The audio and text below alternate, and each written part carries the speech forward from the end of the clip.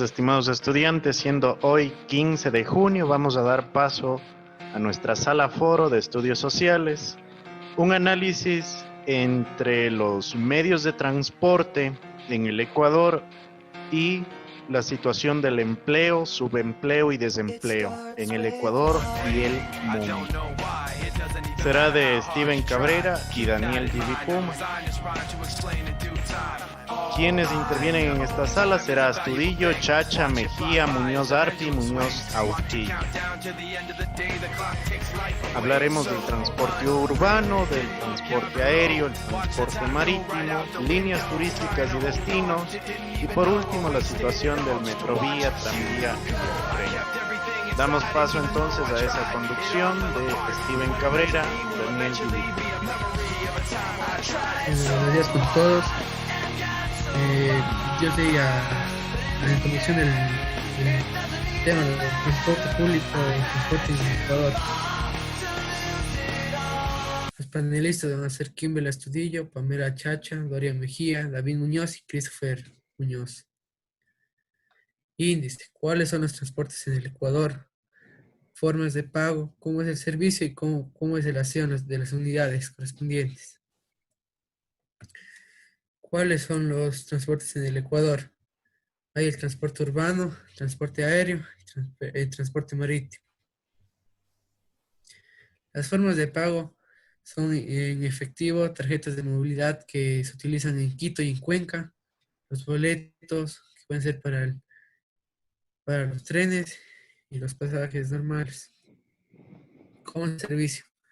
Esto es sinceramente mi opinión de lo que yo he pensado y he recalcado. El servicio en algunas ciudades son muy buenas, ejemplo de ellas es Cuenca, ya que le obligan a tener un aseo y control de las unidades de transporte. Pero en otras es pésimo, por ejemplo de Guayaquil. Ellos no cuidan y no saben en qué estado están las unidades antes de salir a trabajar, no limpian y por eso el ambiente es riguroso. ¿Cómo es el aseo de las unidades? Es también es criterio mío, yo todo respeto las opiniones de cualquiera, es mi criterio. En las ciudades de alto turismo se lleva una normativa muy estricta de saneamiento en las unidades de transporte de servicio público, las cuales, como los buses, es necesario que se limpien cada 2 días, por lo que la unidad pasa en constante uso las 8 horas del día transportando gente. Ventajas del transporte urbano. Contaminan menos que los vehículos privados. El transporte público es la alternativa más ecológica para desplazamientos que se hacen en la ciudad. El uso masivo de vehículos privados colapsa las ciudades que hacen más sucias y más ruidosas por el transporte público y alternativa. Y para mejorar la movilidad urbana, evitar grandes medidas de retenciones y atascos. Ahí podemos observar una imagen. Transportes urbanos, el autobús y el taxi. El autobús son los prácticos y eficientes en las rutas que cortan la medida de distancia, siendo la frecuencia en el medio de transporte más usado en el nivel transporte público por construir una opción económica. El taxi.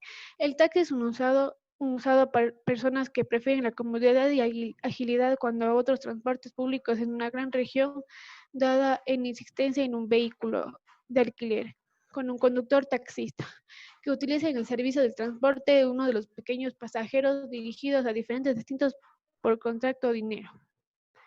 Hoy podemos observar unas imágenes y el porcentaje. ¿Cuánto por ciento utiliza el metro, el bus y el coche? El 31% usa el bus por no pagar mucho y el 27% usa el taxi y el 20% es coche privado. ¿Por qué disminuyó los pasajeros? Disminuyó por el coronavirus, que es una epidemia mundial, disminuyó por el miedo que se puedan contagiar más gente. Tipos de transportes aéreos: es el helicóptero, avión, avioneta, globo aerostático, dirigible o cepetín, parapente, paramotor y teleférico.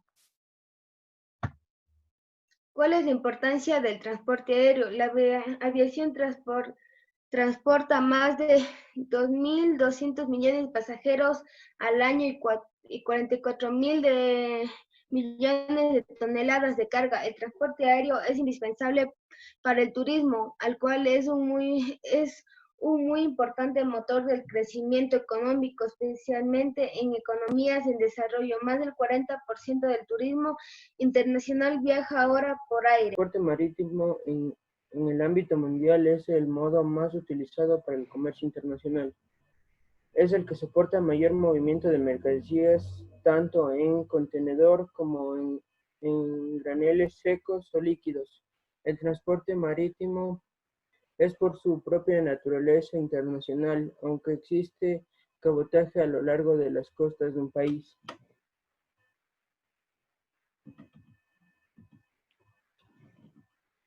¿Para qué se usa el transporte marítimo? El transporte marítimo en el ámbito mundial es el lado más utilizado para el comercio internacional. Es el que soporta el mayor movimiento de mercancías, tanto contenedor como grandes secos o líquidos. Este medio de transporte me parece muy práctico para cargar toneladas de alimentos y materiales, provisiones a distancias muy extensas como de continente a continente, pero me parece peligroso por el hecho de ir en el agua, algo que puede salir mal y no van a estar cerca de hospitales quienes nos ayuden.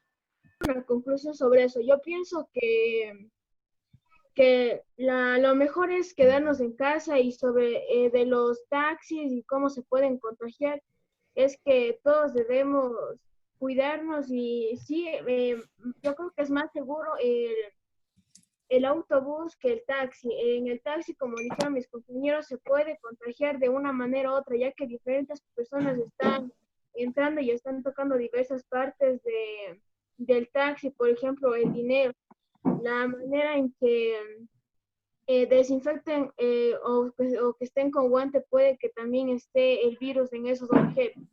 Esa es mi opinión respecto a lo de los demás. Bien, y sobre esta misma confrontación de si es algo adecuado o no adecuado el uso de estos transportes, yo también quisiera sumar el asunto de, bueno, ¿y dónde está el derecho también al trabajo? O sea, por estas medidas que se ha tomado de salud y de sanidad, pues el trabajo también tiene mucho que ver en este proceso y en este proyecto. Yo sí quisiera sentar al menos unas pequeñas ideas y dando paso a esta última conducción en estos últimos minutos, a ver cuál ha sido este desarrollo también del empleo que afecta también directamente a todos los ecuatorianos. Sentemos esas inquietudes con la conducción de Daniela Pinos y Alison Guamán, y si es que tenemos la oportunidad de escuchar el caso del empleo con Marcela, el subempleo con Quintuña, el desempleo con Fátima Sinchi, la explotación laboral y sus regulaciones con Tenecela, y cuáles son esas fuentes de empleo con Tuapán. En cuanto al empleo no adecuado, es decir, quienes ganan menos del salario básico o trabajan menos de 40 horas, incluyen 4,6 millones de personas, equivalente al 57,4% de la población económicamente activa. Las personas que trabajan menos de 40 horas, digamos, son las personas que trabajan en la calle, como vendiendo aquí en la primera imagen que vemos, que son los mangos con sal o las broncellas. El empleo en el mundo. Para millones de personas comunes, es cada vez más difícil construir vidas mejores basadas en sus trabajos. Por eso la mayoría de personas son las que migran a los países más desarrollados, porque ahí es donde hay más economía que en los países donde se encuentran. En total, más de 470 millones de personas en el mundo se ven afectadas por esto. El informe analiza también las desigualdades del mercado laboral. Hay niños que trabajan estrenando los zapatos. Que es que el empleo adecuado ha tenido una disminución a partir de diciembre del 2014. Por su parte, el subempleo ha tenido un crecimiento desde el año 2012 que se acentúa en el diciembre del 2015. La mayor población empleada se encuentra en la área urbana, aunque está agrupada en condiciones de subempleo. Por su parte, la población rural tiene un considerable alto porcentaje de participación en el empleo no remunerado en relación a la participación de la población urbana.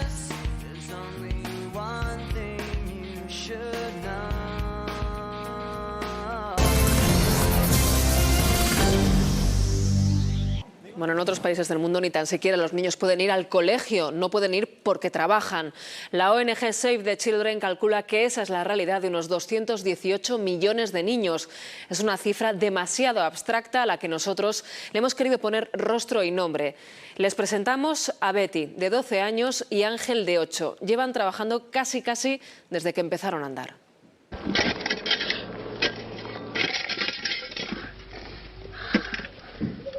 Hola, me llamo Ángel. Trabajo todo el año en los barrios. Estoy trabajando bien duro, trabajo todos los días. Estoy haciendo ladrillo y estoy moldeando.